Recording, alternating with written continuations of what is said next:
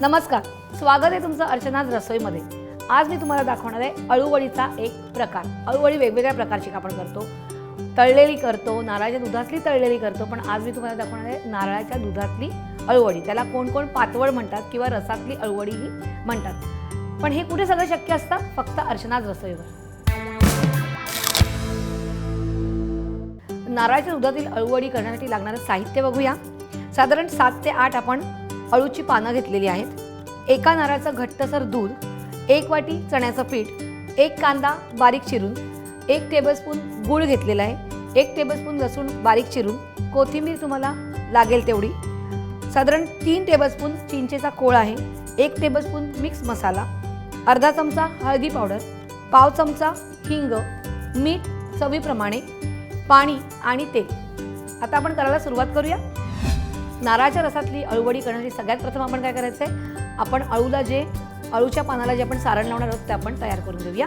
आपण एक बाउल घेऊया आणि त्याच्यामध्ये 1 पाव चमचा हिंग, हळद साधारण अर्धा चमचा, 1 टेबलस्पून तुमचा मिक्स मसाला, कोथिंबीर तुम्हाला लागेल तेवढी, मीठ चवीप्रमाणे, साधारण 1 टेबलस्पून बारीक चिरलेला लसूण घेतलेला आहे आपण, गूळ 1 टेबलस्पून,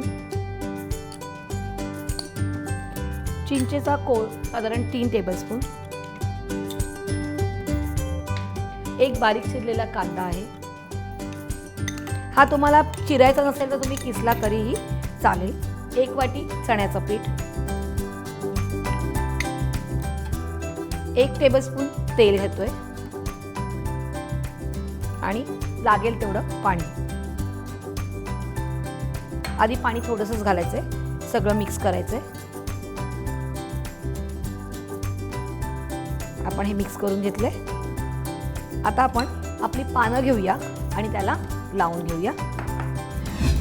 आता आपण अळूची पानं लावताना अळूवडी पण एक प्रकार असतो की आपण काय करायचं, सगळ्यात मोठं जे पान असेल ते घ्यायचे आणि ते उलटं ठेवायचे आणि आपण ही जी देठं घेतलेली ती आपण लाटणं फिरवून ती थोडीशी नरम करून घ्यायची किंवा सुरीने आपण ती काढून घ्यायची। आपण हे पान उलटं घेतलेलं आहे, त्याला आपण हे असं लावून घेऊया। तुम्हाला कांदा इकडे नसेल घातला तरी, तुम्हाला घालायचा नसेल तरी चालेल। आता एक असं पान ठेवलं की दुसरं आपण पान ठेवतोय असं ठेवायचंय। त्यालाही सगळं असं लावून घ्यायचंय व्यवस्थित। परत एक सुलट पान, एक उलट आणि सुलट लावायचं, म्हणजे ते व्यवस्थित लागलं जातं।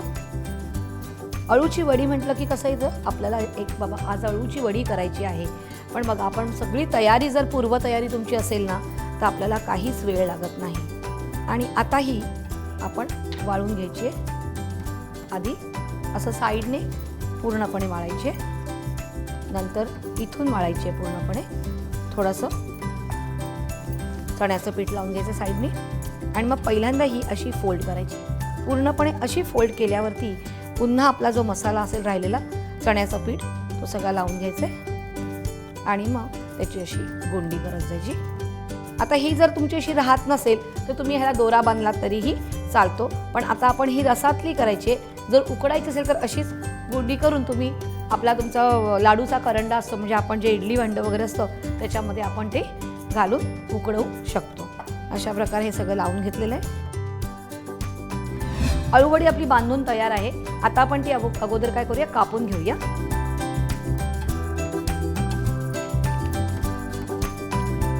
आणि ह्या अगदी जाड नाही कापायच्या, थोड्याशा पातळच कापायच्यात, कारण आपल्याला ह्या नारळाच्या दुधामध्ये घालून शिजवायच्यात पूर्णपणे। अशा प्रकारे आपण सगळ्या अळूवड्या ज्या आहेत त्या कापून घेतलेल्या आहेत। आता आपण काय करूया, फ्राय पॅन मध्ये आपण तेल घालूया आणि थोडंसं ते गरम होऊन देऊया। आणि इथे थोडंसं तेल जास्त घालायचं आपल्याला, साधारण 3 ते 4 चमचे, कारण ते असं तेलामध्येच त्या शिजल्या गेल्या पाहिजेत, तेल आणि नारळाचं दूध। तेल थोडंसं तापवून द्यायचंय। तेल तापलं की आपण ह्या ज्या अळूवड्या आपण कापून घेतलेल्या आहेत त्या सगळ्या अशा लावून घ्यायच्या.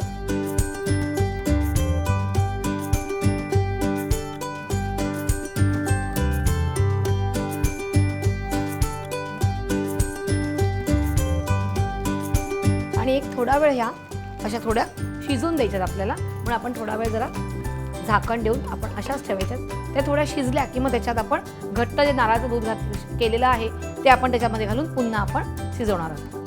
तर आपण एक 5 मिनिटं या शिजवून देऊया. आपण अळूवडी झाल्यात का बघूया. अळूवड्या शिजल्यात थोड्याशा, कारण पूर्णपणे ते शिजवायच्या नाही आहेत आपल्याला. आणि आपण ह्याच्यामध्ये आता घट्ट जे नारळाचं दूध घेतलेलं आहे ते टाकणार आहोत. आणि ह्या पूर्णपणे त्या रसामध्ये जाऊ साधारण 10 ते 15 मिनिटं आपल्याला छानपैकी त्या शिजवून द्यायच्या आहेत, कारण त्या रशामध्ये शिजल्या पाहिजे, ते तरच त्याचा सुरबट लागणार आहे छानपैकी. आणि आपण थोडीशी वरून कोथिंबीर घालूया याच्यामध्ये.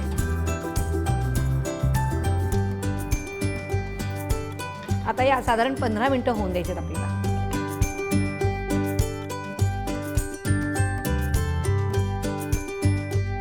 आता आपण अळूवडी झाली आहे का बघूया.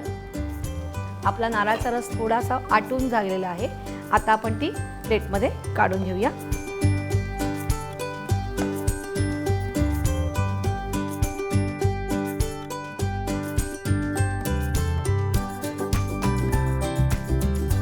आणि अशी एका साईड तुम्ही दोन्ही वेळेला उलटली तरी चालेल, ती परतून घेतली तरी चालेल, नाही तर मग अशीच फ्राय पॅनमध्ये असेल तर अशीच ठेवा ती.